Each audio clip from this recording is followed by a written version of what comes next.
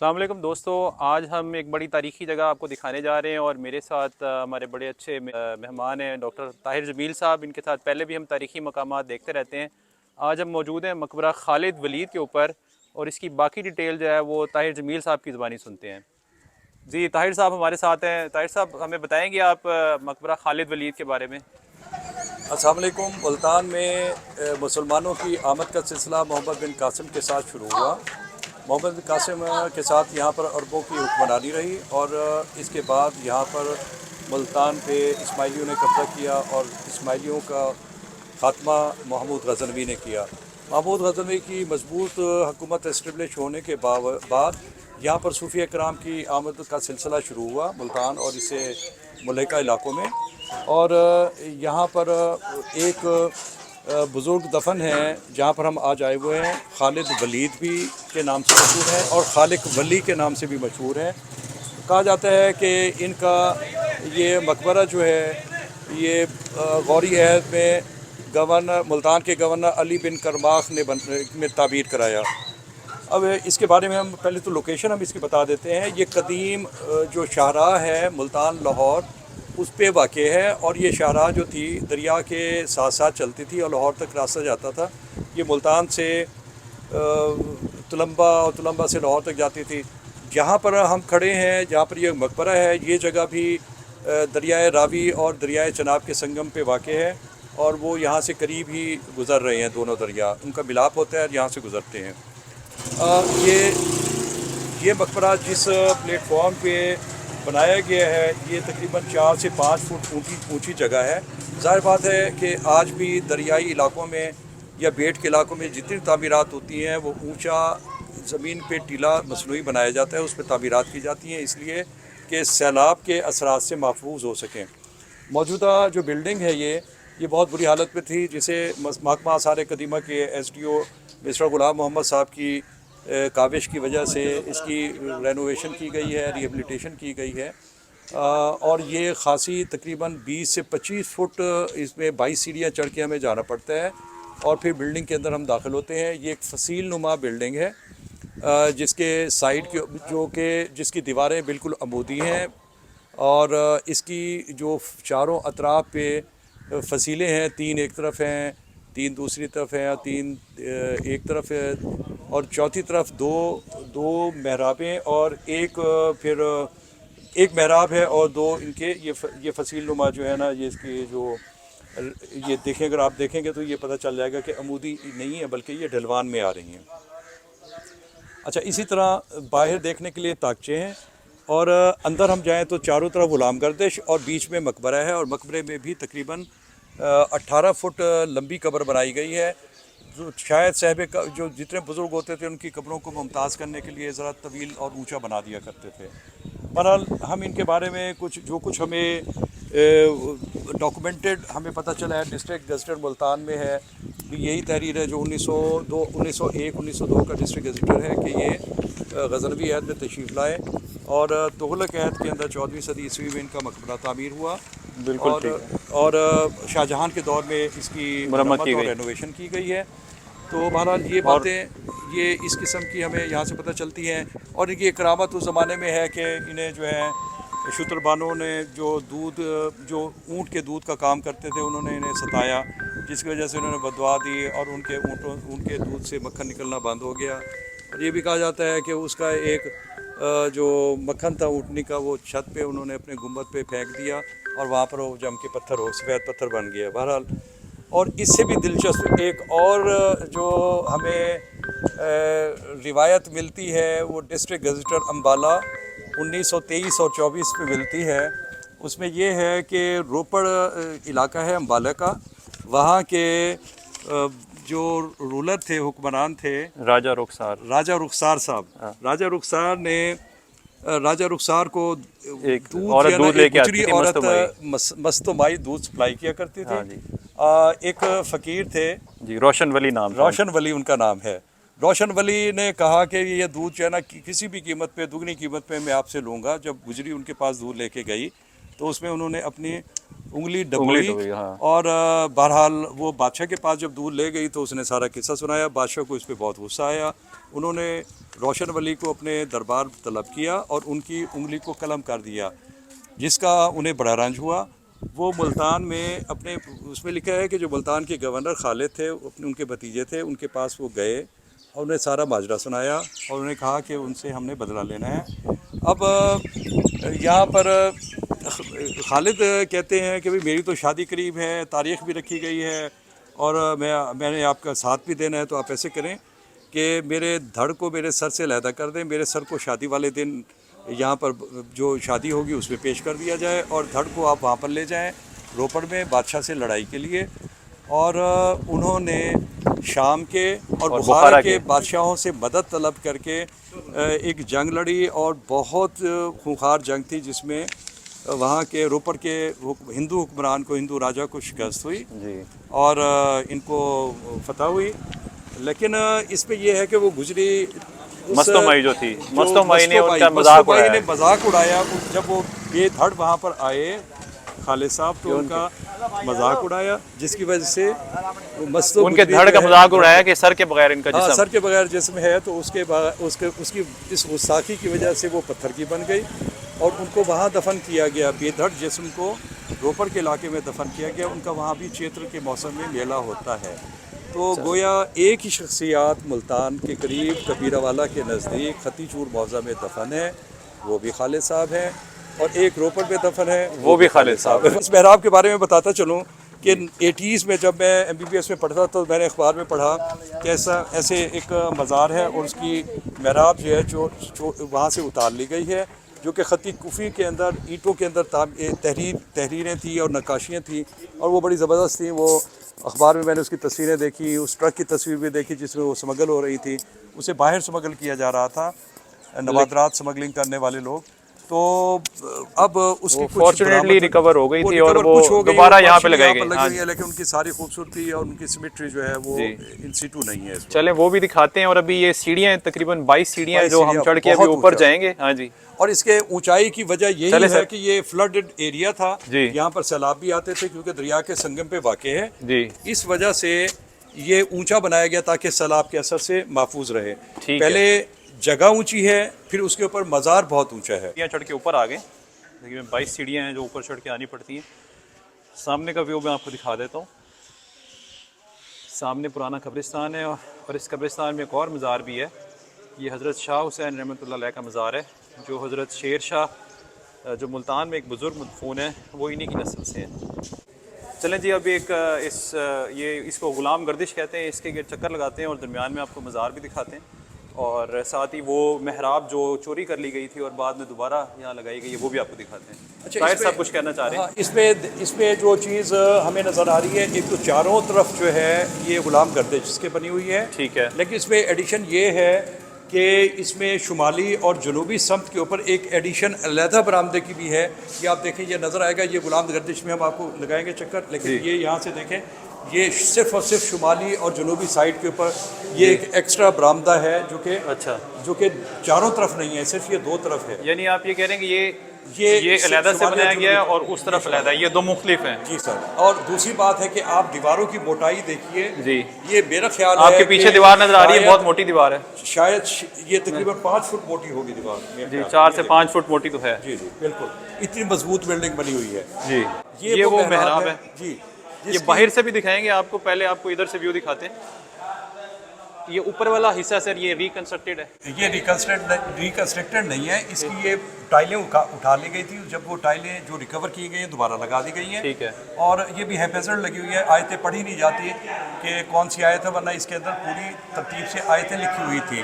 ये stone work है? नहीं, ये ब्रिक वर्क है। अच्छा, ब्रिक वर्क है। ये इसको सांचों में मट्टी के कच्चा बनाया गया, फिर उसे पकाया गया भट्टी के अंदर और फिर यहाँ लगाया गया था, ठीक है। अब इसकी जाहिर बात है कि जो ज़ाया हो गए तो उसकी जगह वो टाइलें लगा के उसको इसके लेवल पे कर दिया गया। अच्छा, इसके अंदर जो है कलमा तैयबा और अल्लाह और ये असल नाम लिखे हैं, वो भी आपको दिखाते हैं। ये असल हालत में मौजूद है जी।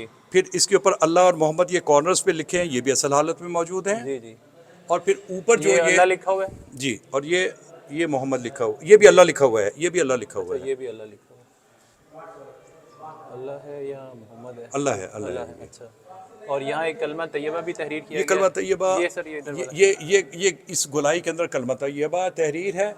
जी और ये भी अल्लाह और मोहम्मद लिखे हुए, अल्लाह अल्लाह लिखा हुआ है ये भी, लेकिन ये उखाड़ लिए गए थे, दोबारा लगाए हैं। वो सिमेट्री या वो खूबसूरती इसमें मौजूद नहीं है, और यहाँ पर रोशनी कम है इसलिए ये नज़र नहीं आ रहे। अच्छा, ये जो नीचे वाला पोर्शन है ये शायद ये ओरिजिनल ओरिजिनल हालत हालत में है। इसे नहीं छेड़ा गया। अच्छा, अब ये क्या है? ये कुछ मेरा ख्याल है ये पढ़ना इस पे भी, इसके ऊपर चूंकि रोशनी कम है, ये तो मोहम्मद लिखा हुआ है, जी जी ये मोहम्मद लिखा हुआ है।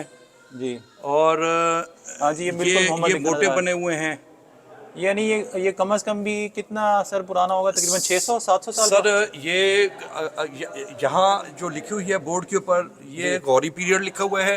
अच्छा तो इसे गौरी पीरियड भी कह सकते हैं, या अगर हम इसे तुगलक पीरियड अगर हम कहें, अच्छा तो ये 14वीं सदी ईस्वी का बनता है। क्योंकि अच्छा सर, ये देखें, ये भी मुख्तलिफ ये मोटिव्स तरह हैं की सर, मोटिव्स हैं। मोटिव्स बनाए गए हैं सर, ये ब्यूटिफिकेशन के लिए हैं सारे के ठीक, सारे। ठीक। ये ईंटों को यहाँ से घड़ाई की गई है, ये यहाँ पर ये राउंड किया गया, सेमी हाफ राउंड है यहाँ से। ये फिर ये ज्योमेट्रिकल पैटर्न्स बने हुए हैं इस तरह, ठीक हो मुख्तलिफ सर मोटिव्स इस्तेमाल किए गए हैं। फ्लोरल पैटर्न भी है जी जी। इसमें, ज्योमेट्रिकल पैटर्न्स भी है, और और कट ये वर्क भी है। इस मकबरे की ये वेस्टर्न साइड है, मगरिब वाली साइड है? ये सर मगरिब में है जी सर, ठीक है ये मेहराब मगरिब में है बनी हुई। ठीक है। और आपके बिल्कुल पीछे जो है वो ये यहाँ पर रास्ता था जो कि अब बंद कर दिया गया है। ये भी मेहराब, यहाँ पर भी मेहराब नज़र, आर्च नज़र आ रही है कि ये भी आर्च वाला रास्ता था, ठीक जो है। कि डायरेक्ट जो है इसमें जो मेन चैम्बर है इसका मकबरे का, उसमें जाता है, जिसमें खालिक वली की या खालिद वलीद की कब्र है। ठीक है। आइए अब अगली तरफ चलते हैं, और अगली तरफ भी ये सर अब हम गुलाम गर्दिश जो आप ये बता सर, रहे थे कि ये सर हम जनूबी समत में आ गए हैं। ठीक है। जनूबी समत में ये वाली ये जो एक एक्स्ट्रा एक वरांडा सा है, और उसके बाद वो गुलाम गर्दिश से होते हुए हम गुजर रहे हैं। ठीक है। अच्छा, यहाँ पर एक रवायत है कि यहाँ पर जब इसकी रेनोवेशन या रिस्टोर कर रहे थे इसको, तो यहाँ से कुछ ढांचा बरामद हुआ था, और ये कुछ कब्रें पुरानी हैं। दो कब्रें यहाँ पर बरामद हुई, तो ये यहाँ पर इन्होंने थोड़ा इसका प्लेटफॉर्म बना के कब्रें बना दी हैं। अच्छा, और ये इसको प्रिजर्व कर दिया है इन्होंने। ठीक है। और ये वाली साइड जो है ये नॉर्थ साइड है? ये साउथ साइड है इसकी। अच्छा, ये साउथ साइड है। साउथ साइड देखें सर, अगर हम यहाँ से देखें, ये कम अज़ कम मेरे ख्याल में ये 20 फुट या 25, हम सतह ज़मीन से तकरीबन 25 फुट ऊंचे हैं, कम अज़ कम 25 फुट ऊंचे। ठीक है, इस वक्त प्लेटफॉर्म पे जो हम खड़े ठीक हैं। है। और जो एक्चुअल मज़ार है वो इस कमरे के अंदर वो इस कमरे में मौजूद है, और इसका मशरकी सिमत से अंदर जाने का रास्ता है मशरकी सिंध से। जी, ईस्टर्न साइड से। अच्छा, लेकिन ईस्टर्न साइड तो अब बंद नहीं कर दी ये वाली है? ये ईस्टर्न साइड है सर। अच्छा, बिल्कुल। हाँ, इसका अंदरूनी रास्ता ईस्टर्न साइड से है, लेकिन बाहर रास्ता इन्होंने दूसरी साइड पे वो कर दिया। शुमाली सब से दाखिल होते हैं। ठीक है ठीक है। अच्छा, ये बिल्कुल ही साथ, ये बिल्कुल पीछे इसकी वो एक आर्च भी है? आर्च भी है जी सर। ठीक है। अच्छा, और अंदर जो है वो खालिद वलीद की तकरीबन 18 फुट लंबी कब्र है। 16 से 18 फुट लंबी कब्र होगी सर, जो कहा जाता है पहले से भी लंबी थी, लेकिन रेनोवेशन के लिए इसे थोड़ा छोटा कर दिया गया। ठीक है, अंदर से भी दिखाते हैं आप जी। अंदर चूंकि यहाँ लाइटिंग का सिस्टम नहीं है तो अंधेरा है। ये इन बुजुर्ग की कब्र है। और अच्छा, ये रोशनी के तकरीबन लिए जी ये शुमाल मगरिब समत में एक रोशनदान बनाया गया है जी, एक ही रोशनदान है जी। अच्छा, और दूसरा ये जो अंदर वाला पोर्शन है ये ऑक्टागोनल शेप का है, और ये ओरिजिनल तकरीबन 600-700 साल से वैसे ही मौजूद है। जी जी, ये ऑक्टागोनल है अंदरूनी। जी, ये इनकी लंबी कब्र मौजूद है। लंबी कब्र इसलिए बनाई जाती थी कि इनको दूसरे लोगों से, बुजुर्गों को या सिपा सालार है या मुजाहिदीन हैं या एहतरामन, शोहदा हैं, इनके मुमताज़ एहतराम में और इनको मुमताज़ करने के लिए जो है ना कर दिया जाता है। अच्छा, रोशनदान सिर्फ एक रखा गया है? एक रखा गया है रोशनी के लिए। अच्छा, और मशरिक की सम में दरवाज़ा है, और मगरिब की सम में भी दरवाज़ा तो रखा गया, लेकिन वो जालियाँ लगा के। मगरिब की समत में ये मेरा ख्याल है बाद में बंद किया गया है इसे। अच्छा, लगता है ऐसे कि अच्छा, बाद ये में बंद बिल्कुल सिमिलर सर इधर भी है, दोनों तरफ ये हवा और रोशनी के जी इंतजाम जी जो है ना। जी, ये छोटे छोटे से इसमें सर्कुलर होल्स हैं। जी। अब ये नहीं कहा जा सकता कि ये पुराना है, ये बाद में बंद किया गया। ये शुमाली और जनूबी सिंध में इसी तरह की जालियाँ नज़र आ रही हैं, और गरबी सिमत में भी इसी तरह की जालियाँ नज़र आ रही हैं। बिल्कुल ठीक। गरबी सिमत में सर्कुलर होल्स भी हैं, जी। और ये स्क्वायर भी हैं बने हुए। ये सेंटर में देखें स्क्वायर है, जी, सेंटर में स्क्वायर्स हैं, ये ईंटों के ज़रिए बनाए गए हैं। ये स्क्वायर्स हैं, और बाकी ये सर्कुलर, लेकिन लगता है ऐसे है कि ये बाद में बंद बाद के बने हुए लगे हैं। जी।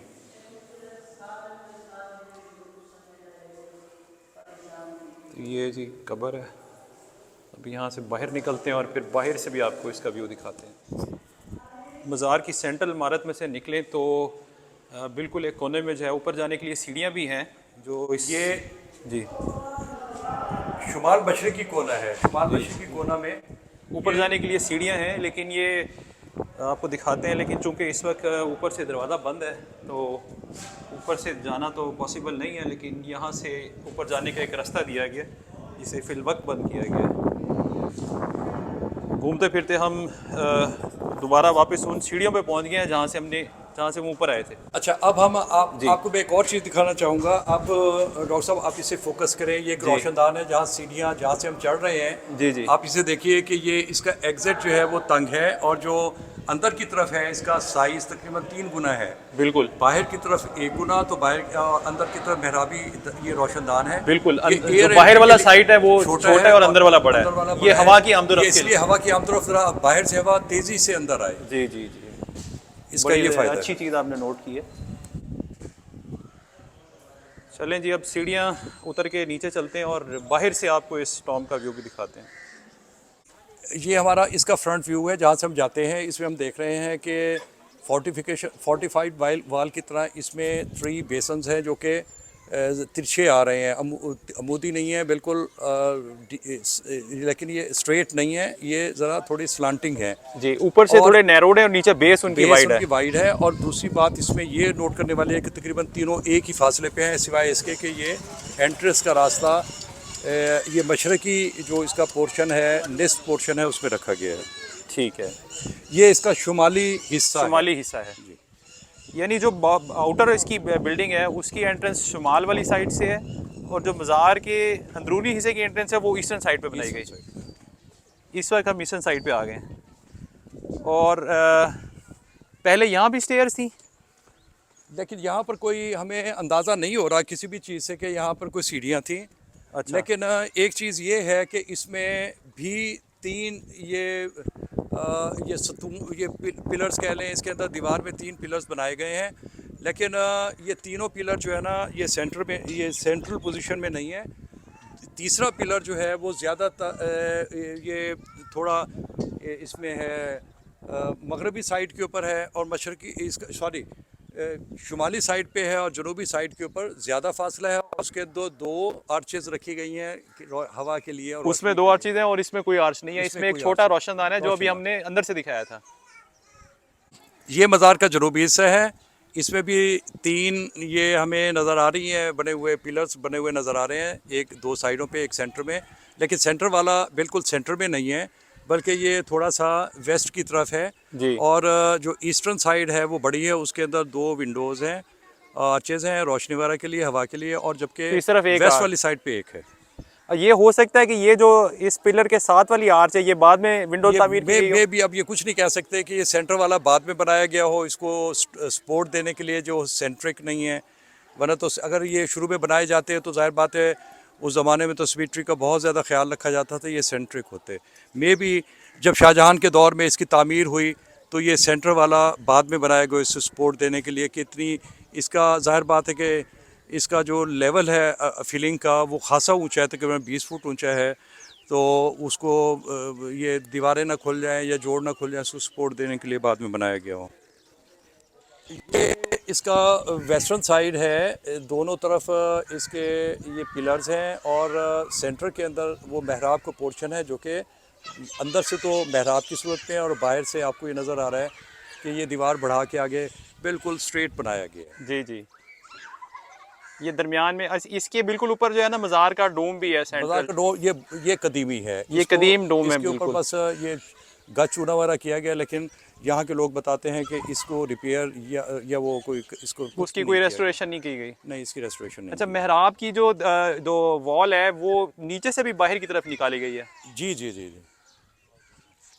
अच्छा, आप लोग अगर गौर से देख रहे होंगे तो आप ये नोट कर रहे होंगे कि इसकी दीवार में मुख्तलिफ आपको कलर्स लग रहे होंगे। तो ये जो नीचे वाला पोर्शन है जो वाइट लग रही हैं टाइल्स, ये मेरा ख्याल है कि दोबारा इसको ख्याल नहीं है, बल्कि जो अब रेनोवेशन की गई है अभी पिछले चंद साल पहले, ये उसके अंदर ये जितनी ये आपको नीट टाइल्स नफीस किस्म की नज़र आ रही हैं ये अब की लगी हुई हैं। ठीक है। इससे ऊपर हम जो चले जाएं जिसपे ये फंगस या काई ज़दा टाइलें हैं, ये ब्लैकिश हैं, ये कदीमी टाइल्स हैं। और इसके अंदर एक और चीज़ देखने वाली है कि इसमें वैसे जो पुरानी टाइलें हैं ना, इसमें ओवर बर्न टाइल ज़्यादा नज़र आ रही हैं, काफ़ी तादाद में नज़र आती है। देखें जो जिनके थोड़ी थोड़ी सी ये रफ सर्विस हो जाती है, ये ब्लैक ज़्यादा पकी हुई ज़्यादा पकी हुई जो होती है ना, ये वो है टाइलें, क्योंकि ये मकामी तौर पे उस ज़माने में भट्टियों में पकती थी और उसका कोई अरेंजमेंट टेम्परेचर कंट्रोल का नहीं होता था, तो इसलिए जो है ना ये इनमें ये ओवर बर्न टाइल ज़्यादा बनती थी।